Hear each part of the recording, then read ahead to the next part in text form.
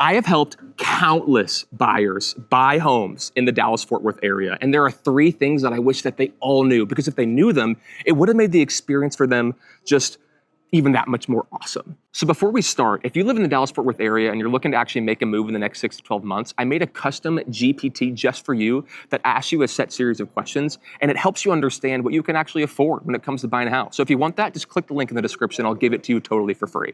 So let me break down what those 3 things are. So there's this first misconception, and we've learned this from our parents or just the internet or the world, that you have to have 20% down to buy a house. Okay, you do not actually need 20% down to buy a home. So people think, I want to call it the 20% myth. So I'm going to be your myth busters here right now.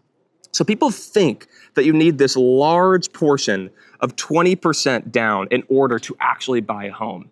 You don't actually need that. It's not like a lender that if you didn't have 20% down, it's not like you couldn't actually buy a home. There are financial things that help if you do have 20% down or more. Like for example, if you put 20% down, you don't have to pay something called PMI, which stands for private mortgage insurance. And all it is just an additional fee that you pay the bank. But that just is a helpful thing, but you don't have to actually have 20% down in order to buy a house. You could buy a home, depending on what loan amount you get, all the way down to 3%. So a conventional loan, you can buy a home, depending on your credit score, all the way down to 3%. An FHA loan, you can buy a home all the way down to 3.5%. And a VA loan for veterans, you can buy a home with 0% down. So I just want to completely break this misconception for you. So you don't need 20% down to buy a house. You can buy a home actually with as little as 3% down. And I've had clients that have come to me that have thought, we're going to have to save for another year or a year and a half in order to actually start looking, because I know that we need 20% down. And just by showing them this one thing, it can help them actually begin to find a home sooner. And oftentimes that the home that they were looking for pops up sooner. And if they would have been stuck thinking that they need 20% down to buy a home, they would have missed the opportunity for them to find the home that they really were looking for. Make sense? So 20% myth, busted. The next point that I really want to put into your brain is that it's really, really helpful to get pre-approved before you actually start looking at houses, okay? So I've been working with clients before that they wanted to see a variety of homes, okay? So we looked at all these homes and they fell in love with them. They fell in love with one of them and they just thought that that house was the perfect one for them. And then they went to go and talk to the lender. They went and talked to the banker.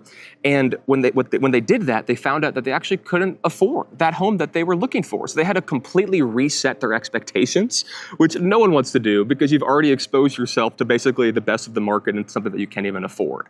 So the way to get around that is to, before you start looking at homes, it's to actually talk to the lender to set your budget, and then you only look at homes that are within the confines of that budget. Does that make sense? So let's say that your budget, you're looking at homes and your budget is $700,000, right?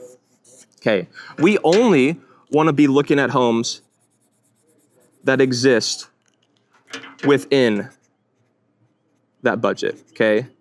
Underneath that budget. Get all that's happening there with the Sharpie. That's okay. This is live. So you only want to be looking at homes that are underneath your budget of whatever it is. And this would be after you've talked to the bank. Now, for the people that, maybe thought that they could have bought, let's say $1 million home, okay? They're looking at homes that are under $1 million, okay? And then let's say that these two are 900,000 and up. Right, they could technically afford these ones, but they can't afford these ones, okay? Well, what happens is that they end up falling in love with these ones, and whenever they go to want to make an offer on these ones, they realize that it actually doesn't fit within the parameters of the budget, and it's really sad. And I don't want that for you. I want this experience to be amazing. I want it to be full of joy, full of peace, and simple. And a way to simplify this whole thing is before you actually go and look at homes, it's to know what your budget actually is, okay? You know what your budget is, and then you go look at homes, and everything is golden. Cool? So the third thing that I want you guys to know is that whenever you start looking at homes, you might have like a set criteria in your brain, like, okay, I need at least 4 bedrooms. I need at least 5 bathrooms. I really only want a kitchen island. I don't want a galley kitchen. I really only want a 1-story. I don't want a 2-story. So you might have your, what you would call your non-negotiables, or your really strong, like your list of what you're looking for in a home. I will say that that list changes. Okay, so and it can be kind of hard to kind of figure out what that list is, and you might feel stuck in actually putting together that list at the beginning. The best way that I found that my clients have actually been able to find the home that they look for is that they actually just walk into homes. And when you walk into homes, you might find that you actually might be okay with having, not a kitchen island in exchange for a pool. Or you might find that, hey, I thought I really wanted a 1-story, but I actually think that this 2-story really can work for our family. And so all to say, like, what you might think that you want in your criteria and your non-negotiables can change, okay? It can totally change. And so, like, to illustrate this, like, let's say that we have a client, okay? And her name is Lauren, okay? And Lauren really wants these 3 things with her house. These are the 3 things that she needs.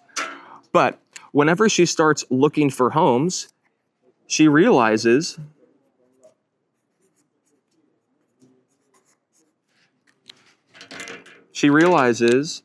that, like, those 3 things might only exist, like, sporadically throughout. So, like, this home might have 2, this home might have 1, this home might have these 2, and then the other ones we'll just use blue.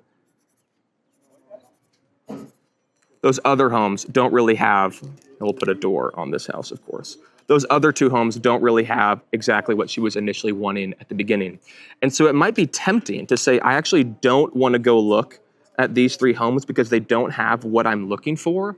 But what I've found with my clients, with Lauren, for example, is that she might go to this house and she might realize that this feature right here isn't as, that's a horrible arrow, but this feature right here actually isn't as important to her as a necessity. And she might realize that these 2 matter so much more that it outweighs the necessity or the quote unquote need for this 3rd feature. And it might actually make sense for her and her family to make an offer on this house, or the same thing with this one. So all to say, like, a really great way to understand what home is really great for you and your family is to actually just go inside and actually walk inside the houses. Cool? Makes sense? Thank you so much for watching. I so appreciate your time. If you're looking to buy a home in the next 6 to 12 months, like I said before, I made a custom GPT that helps you understand affordability. Just click the link in the description below. I'll give it to you totally for free. Also, there's another link in the description where you can book a call with me if you're looking to take the next step and working with me. I'd be honored to serve you. God bless you guys and see you next week. Peace.